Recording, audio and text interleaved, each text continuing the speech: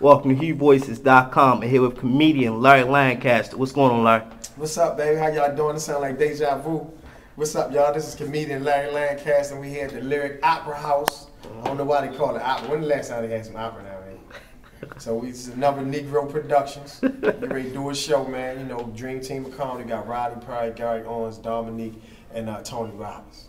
For the folks that don't know, that you've been doing your thing for quite some time, all over the place across the United States. You've been on BT and all that good stuff. Tell them who you are, man. Tell them about yourself and your grind. I'm a comedian, actor, / model. Right, I do Value City, like, you know, you see the guy on the promo ads, he's standing outside his boxes with a basketball. That's me. I do that kind of stuff. But no, man, I'm a comedian, you know, I'm an actor. I just like to entertain, and I love to grind, and I'm trying to make a name for myself one show at a time. Okay. So how does it feel to be here, man? You're doing what you love, and once again, you're putting on a phenomenal show for your fans here in Baltimore City.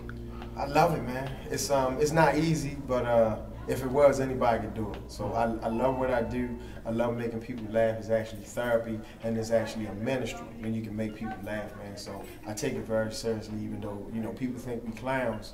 It's a really serious art, and it's a science to it. It's not as easy as people think it is.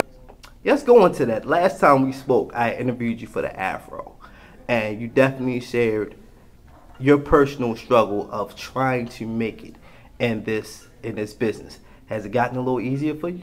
No, because I don't really think that the grind changes. It's just different players.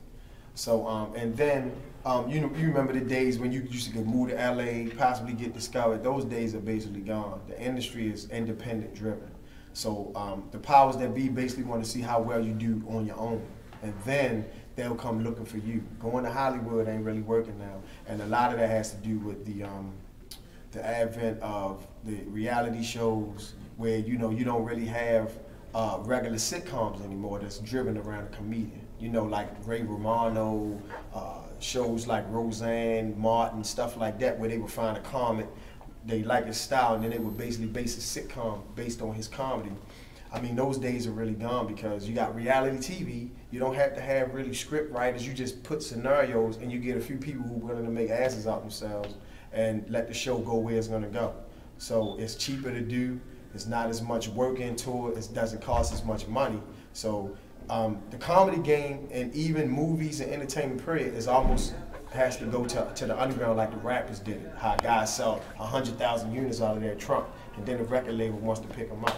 And comedy is basically like that. So that's what I'm doing. I'm grinding, trying to make a name for myself, trying to separate myself from everybody else in my own little, find my niche, and hopefully, man, it just pays off.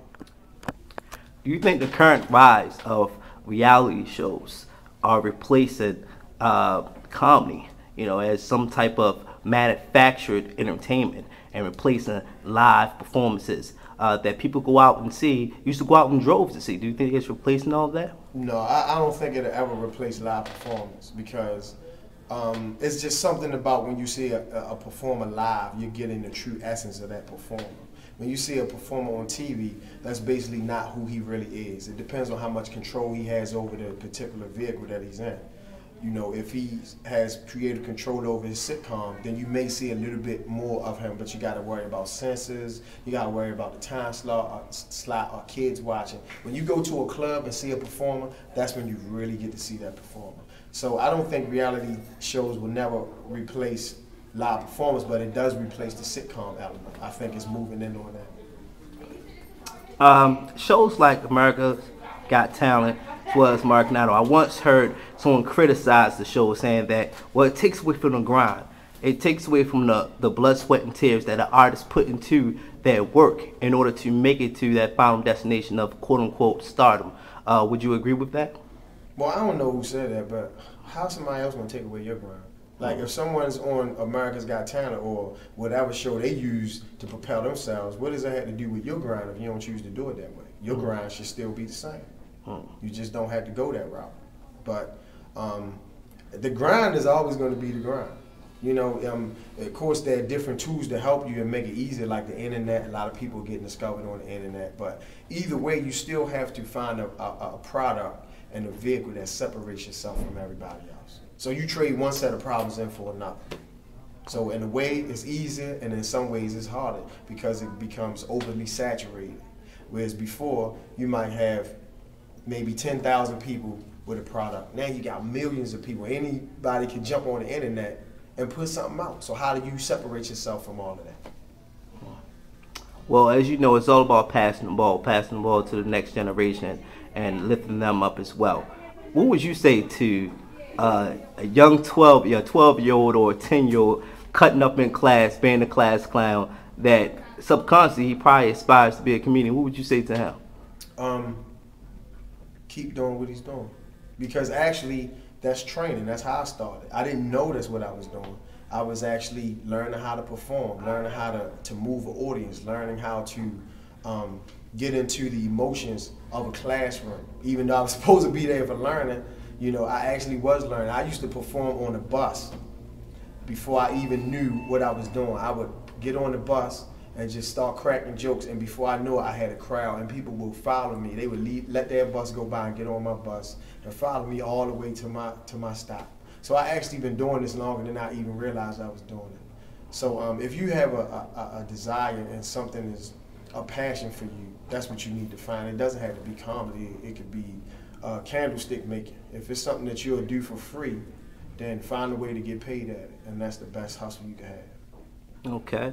Well, before we close out, Larry, tell the people where you be at. Tell them where they can find you. I'm at BWX Lounge every Thursday, which is in Odenton. It's 2733 Annapolis Road. I'm there every Thursday at 8:30. I host a free comedy night. It's real nice.